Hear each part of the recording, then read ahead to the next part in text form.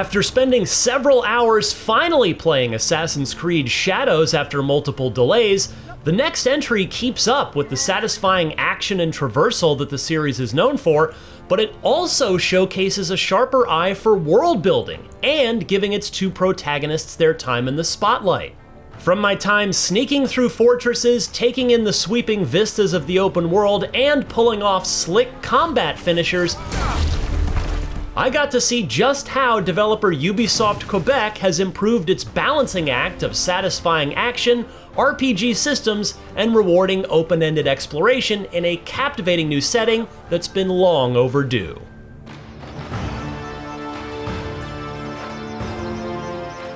Since Assassin's Creed Origins in 2017, the series has stayed comfortably within the realm of the open-world RPG, offering an expanded scope and narrative decisions to alter the course of the story.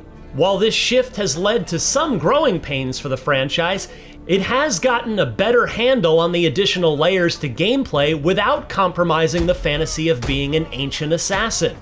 With Shadows, the latest attempt at an Assassin's Creed RPG shows that Ubisoft may have also cracked the code on the role-playing element with its two unique protagonists, something the series has struggled to present in a way that hasn't muddied the narrative waters.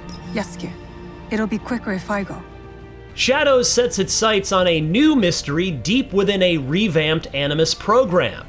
In this new simulation, we focus on feudal-era Japan and the secret history of both Yasuke, an historical African slave who became a full-fledged samurai, and Naoe, a female shinobi taking up the mantle of her father's legacy. The pair eventually team up to navigate a radically changing 1500s Japan, rubbing shoulders with other historical allies such as Oda Nobunaga and Kuroda Kanbei, while taking down a shadowy cabal of warlords manipulating the country's attempt at unification from within.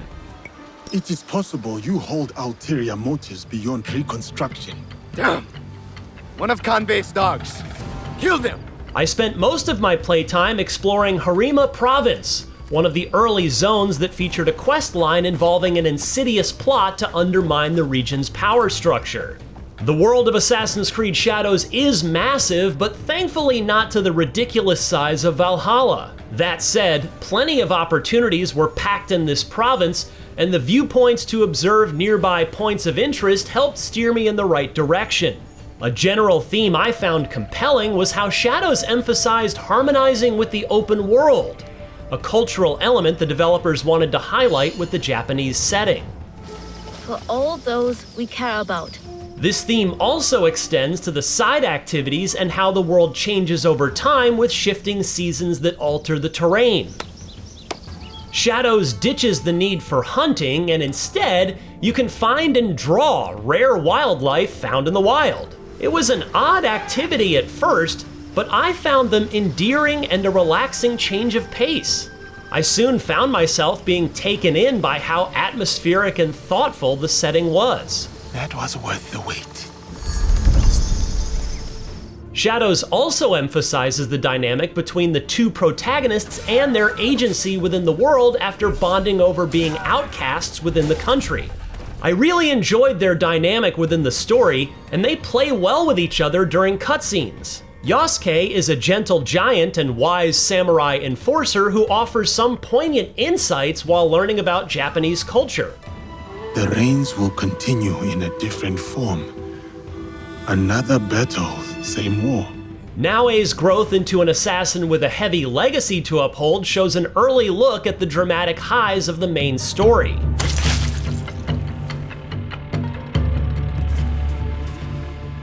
You're free to switch off characters in the open world and during moments in the main story, letting you play as who you want in most key missions. You're right.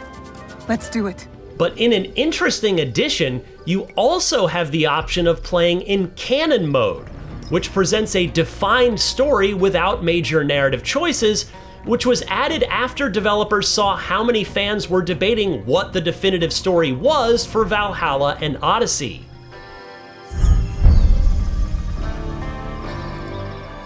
So it is you.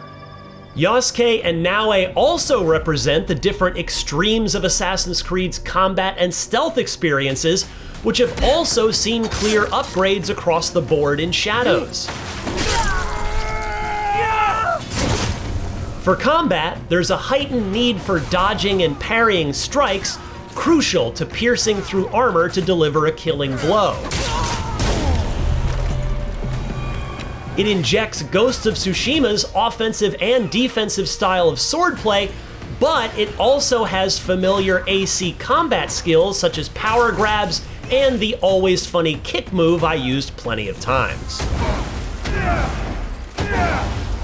I generally felt pleased with the more thoughtful approach to combat. However, it also comes with more challenges, which unexpectedly made some of the encounters in the game feel a bit more difficult.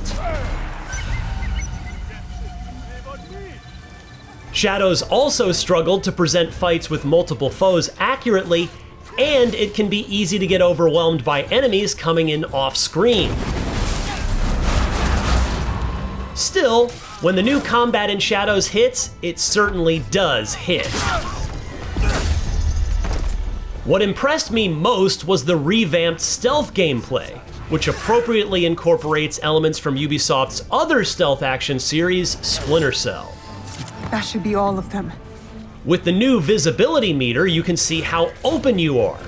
I need to slow down, identify my target. Furthermore, there's a greater emphasis on light and darkness. You can even snuff out candles to add some cover. My favorite addition is the ability to go prone, which, as you can expect, is a game changer for stealth. Playing stealth with Naoe was so satisfying, and it does well to showcase just how much that gameplay style has improved. While both characters can combat and stealth, they also have clear limitations. For instance, Yasuke is a formidable fighter and is capable of ambushing enemies. However, his large stature is not ideal for advanced stealth. Be careful. In addition to being incapable of climbing certain areas, he's also not great at performing the leap of faith. It is harder than it looks. As for Naoe, she's a skilled assassin with access to a grappling hook and smoke bombs. However, her nimble combat style is far more reliant on parrying and dodging, and one hit from an elite enemy's heavy strike can take a chunk of her health bar. While pulling off Naoe's combat skills was satisfying, I often had to resist the urge to take out every enemy and run for it when things got out of hand. Continuing with Assassin's Creed Valhalla, you can manage and upgrade a base of operations. As you recruit allies, they'll head to your hideout to open up shops and offer new side missions that incentivize revisits to previous zones. But Shadows takes this feature a step further by allowing you to build out your custom village in the vein of Animal Crossing.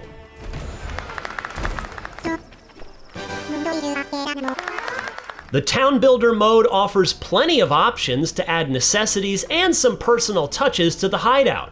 I spent an unexpected amount of time building more housing and decorating my space with Shinto shrines and pets, such as cats and tanuki. There are also side activities, such as a visually striking meditation minigame to help you earn additional perks.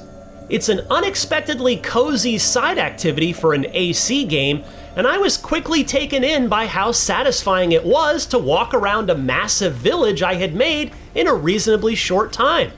So far, Assassin's Creed Shadows is shaping up to be a solid follow-up to Ubisoft's ambitious Valhalla. Even if the familiar crop of open-world bugs and quirks popped up during my time, I still found a great deal to appreciate with Shadows and its world building.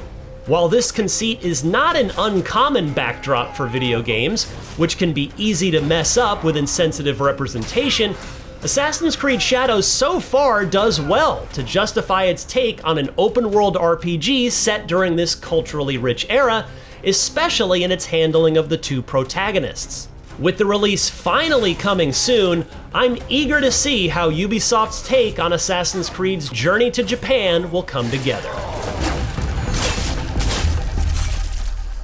For more on the latest upcoming games during this busy opening of 2025, check out our final preview of Civilization VII. And of course, for everything else in the world of video games, stick with IGN.